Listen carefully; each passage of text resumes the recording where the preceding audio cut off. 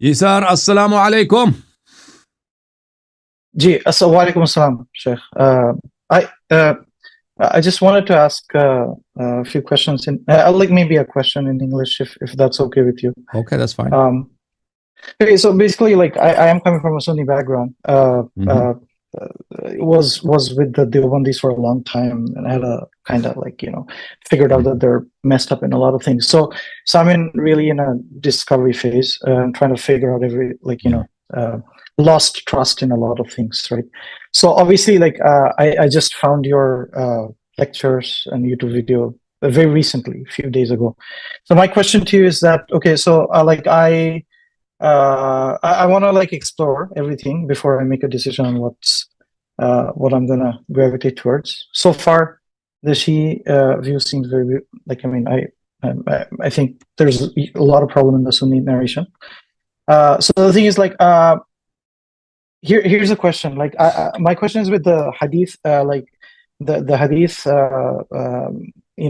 sciences, and well, can you tell me a little bit about the how the Hadith preservation, so there are two ways that Hadith were preserved in Islam. One is by the Umari way, one is Shia way.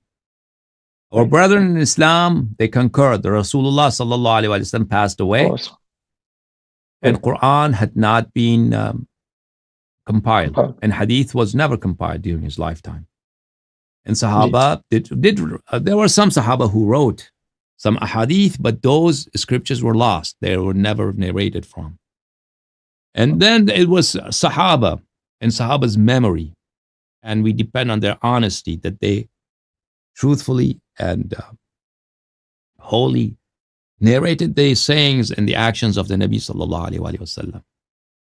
However, these things are questionable. There is no reason that Sahaba could not lie, and there's no reason Sahaba could not forget, and there's no reason to believe that Sahaba would not be prejudiced by their own political inclinations and their own political interests. Furthermore, during the lifetimes of Sahaba, there was no effort by Sahaba to preserve Hadith. There were no schools, there were no lectures, there was no platform, no framework in which Sahaba made sure that all the things they learned from the Nabi sallallahu alaihi wasallam were transferred to the coming generation. There's no evidence of that. All the narrations of a hadith that you see from the companions, they are conversations that something comes up and they mention something, or there was a need for something and they mention something. They are not in the framework of a school, of a lecture, of an institute whereby the objective is to make sure that this information, the sayings of the Nabi sallallahu alaihi wasallam, are preserved. After that, it's the generation of the tabi'een, and after them the tabi'een, and also them. They did not write hadith. It was all based on memory, and it was also obviously with respect to Sahaba, our brethren say that they do not lie and they do not forget. And but because they never do jarh of Sahaba. With respect to tabi'een, they agreed that they could lie and they could be untrustworthy and they could forget. So after tabi'een, it was after year 150, around year 150, that 120-ish, that they started writing. Chronicling of hadith began by writing. And at that time, people were really not trained in writing well. That is the problem. So people, because there were no schools, Arabs did not know how to write. There was few people who knew how to write, but they made a lot of mistakes and putting the dots and whatnot. That made a big difference in writing. So even if a person wrote hadith, it doesn't mean what he wrote was something that was really preserved. What he was, and these writings were mostly for the person himself. They were not books for other people to read. These were notes that people wrote because they heard hadith and they chronicled the hadith in writing for later use. So the time of tadween of hadith, compilation of hadith, comes after 2 centuries, in the 3rd century. Ahmad ibn Hanbal passes away in year 225. Bukhari dies at the year 255. Muslim dies at the year 260. So that is when hadith were written. So there's a long period between the Nabi sallallahu alaihi wasallam and the chronicling of books of hadith, the writing of books of hadith. A big portion of this duration is the period in which hadith was never written.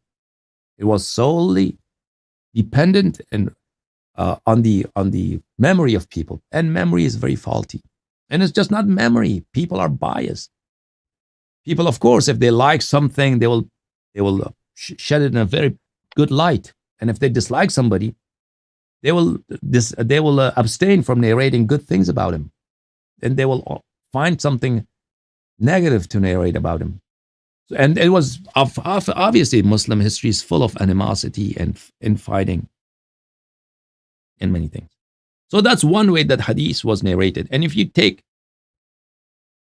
something that was preserved through this mechanism, obviously you cannot take it to any academia and rely upon it that it will prove anything historical or anything scientific, or take it to any legal court.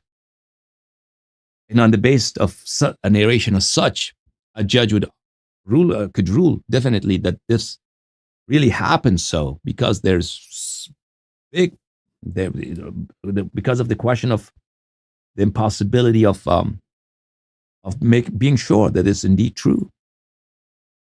Now that is how our brethren narrated hadith. According to Mmadhab of Ahl al-Bayt alayhim as-salam, Rasulullah sallallahu alayhi wa sallam knew that he's living amongst a people who are unlearned, who do not know how to read and write.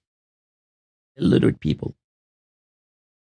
So, and he had brought all this information from Allah subhanahu wa ta'ala, this message that encompasses every aspect of human life. Not only that society, which was a very backward society, which was not very advanced at the time of the Nabi sallallahu alaihi wasallam. Nabi sallallahu alaihi wasallam brought a message from Allah that has guidance for the most advanced civilizations to come thousands of years ahead of us.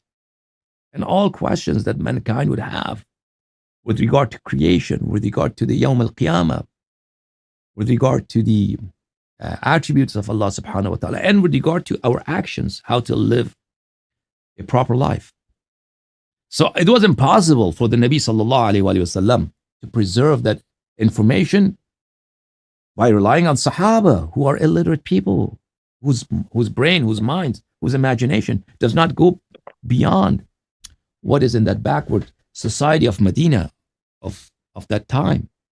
So Nabi sallallahu alayhi wa sallam transferred all of his knowledge to Ahl al-Bayt alayhi salam, to Amir al-Mu'mineen alayhi salam. He dictated everything that Allah had given him from knowledge, from his holy mouth, with his own words, to Amir al-Mu'mineen alayhi salam, and he wrote everything down.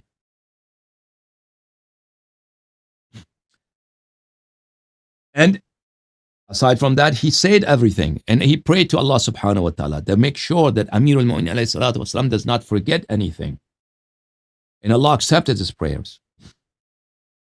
And Ahl al-Bayt alayhim, and he told his ummah that after me, when I die, the only way that you could find salvation and find eternal bliss and happiness is by following Quran and Ahl al-Bayt alayhim as-salam.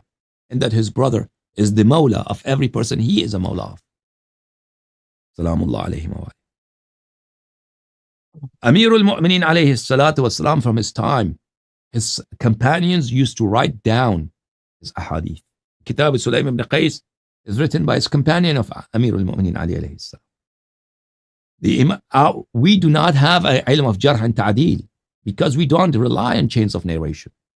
We have ilm of al-Musannifeen, Kitab al-Faharis, the books of indexes, of bibliographies of people who have written books. So the Ashab of A'imma alayhim salatu wassalam, they were all of our narrators, they were authors. They wrote ahadith. They wrote ahadith of Rasul sallallahu alayhi wa sallam, Ahl al-Bayt alayhim salam. And Ahl al-Bayt alayhim salam had majalis, they had sessions whereby they would dictate and people would write down their sayings. And these were the result was this was thousands of books, thousands of epistles of hadith at the time of Imam Ja'far al-Sadiq alayhi salam, Imam al-Kadhim alayhi salam. And the students of these Imams alayhi salam, they also wrote, the students of Imams alayhi salam, they wrote books. So if you go to our books of hadith, books of faharis, you see thousands of books. So time comes to the time of Kulaini and Shaykh al-Saduq and the like. So they had in front of them this rich libraries of trustworthy and truthfully narrated hadith that they could be sure 100% that these are the words of Imams alayhi salam. From those, they wrote the books that we have today, Kitab al-Kafi, Kitab al-Man la yahdharu al-Faqih, and the like. So Shia books have been narrated, not orally, narrated through manuscripts. That is the big difference between us and the Mukhalifi. Yeah. You have another question? Yeah, thank you very much. Just to follow up. Sure. So the manuscripts, I mean, there's a lot of manuscript research in Western academia and also, I mean, throughout the Muslim world.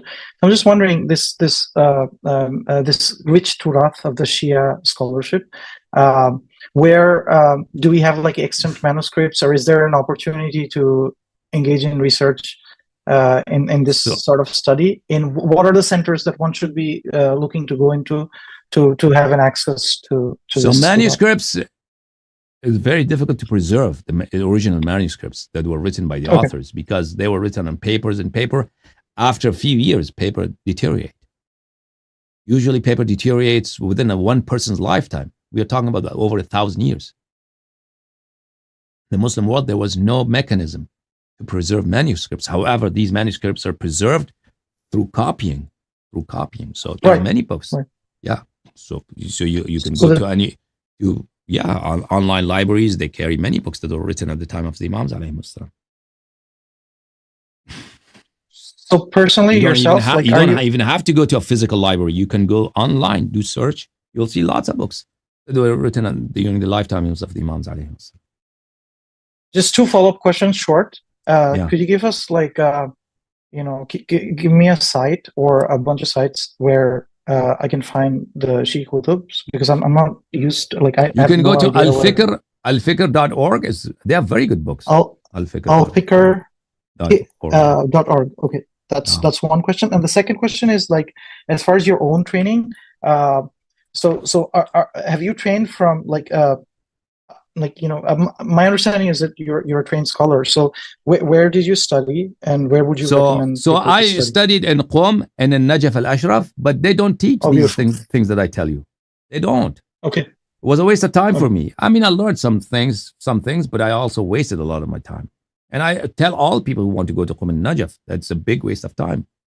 So the things that I teach people, these are my research, my effort that I compiled up through years of hard work. Yeah, but I went there in Qom and Najaf. They teach you some basic things, but there are the basic things that they teach, and a lot of useless things they teach. The basic things that they teach are not better than what they teach in Arab countries. And the useless things they teach, they're very, very good at it, but they're useless. So they teach a lot of usul al-fiqh, a lot of mantiq, a lot of philosophy, a lot of kalam, especially philosophy, a lot of tasawwuf they teach. You can spend 5 lifetimes there and keep learning, but they have nothing to do with Islam. Right. And do you, maybe I said 2 questions, but I'm really in a situation I'm trying to figure out. Is there a concept of like sohbah in your understanding from the Ahlul Bayt? Like, sohbah means being companion, to have been around a person. Of course, who can deny? In the more, like, in the tasawwuf. Yeah, but we do not like, believe any person who saw the Nabi sallallahu alaihi wasallam, and he professed his prophethood, and he professed the words of shahadatain, that he is truthful, and he is going to be good for the rest of his life. Yeah, what he did was good. A person who goes to Nabi sallallahu alaihi wasallam, he embraces Islam, that itself is good if he is not a hypocrite if he's not a munafiq. But there's no guarantee that later on he may not do some bad things, or he may not lie, or he may not cheat.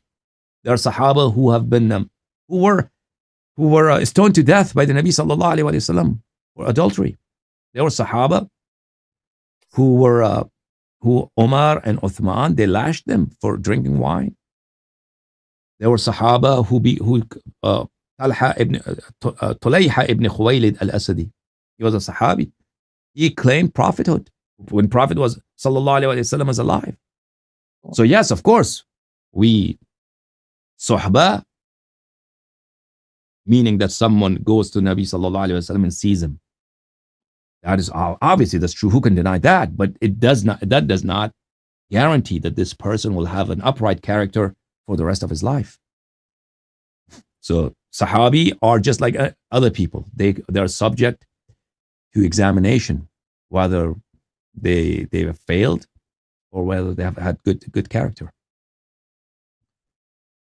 I guess my question was more in the line of like when you're studying, when you're trying to get close to Allah and trying to understand the understanding of Ahlul Bayt, do you suffice yourself only with the kutubs that are existent, or do you also refer to a living chain of scholarship in your particularly yourself? Like, that living chain of narration doesn't have any practical value at all. I have ijaz of narration, but what does it mean? It means nothing. Chain of narration now between myself and Kulaini, it doesn't mean anything much. It's just a formality. Yeah. Right. So in summary, I guess study, learn, and try to practice, and then you'll gain the spirituality and closeness to Allah. Is that what you're pretty much? So chain of narration is something else. Spirituality is that if you have sincerity and you pray, then you find spirituality. If you don't commit sins, okay, that's certain. That's 100%. That is guaranteed with certitude. That's having a good character, not lying, not cheating, not committing sins, and praying sincerely. Yeah. Okay. No more questions. Jazakallah. Thank you. Allah bless you. Okay, bro.